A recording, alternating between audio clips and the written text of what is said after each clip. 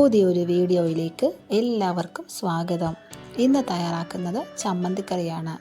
ചമ്മന്തിക്കറി തയ്യാറാക്കാനായി തേങ്ങയുടെ പകുതി തിരുമിയത്, 5-6 ചുമന്നുള്ളി, ചെറിയ കഷ്ണം ഇഞ്ചി, കറിവേപ്പില, 1/2 സ്പൂൺ മുളക് പൊടി, ആവശ്യത്തിന് ഉപ്പ്, വെള്ളമൊഴിച്ച് നന്നായി അരച്ചെടുക്കുക.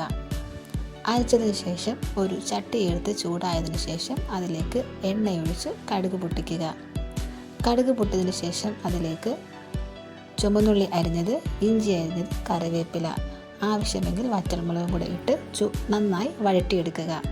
വഴണ്ട് വന്ന് അതിലേക്ക് അരച്ച് വെച്ചിരിക്കുന്ന അരപ്പ് ഒഴിക്കുക. നന്നായി ചൂടായതിനു ശേഷം അതൊരു സെർവിങ് ഡിഷിലേക്ക് മാറ്റിയെടുക്കാവുന്നതാണ്.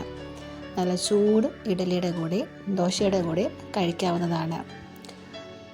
സ്വാദേറിയ ചമ്മന്തിക്കറി കണ്ടതിന് നന്ദി. മറ്റൊരു വീഡിയോയുമായി നമുക്ക് വീണ്ടും കാണാം. ബൈ.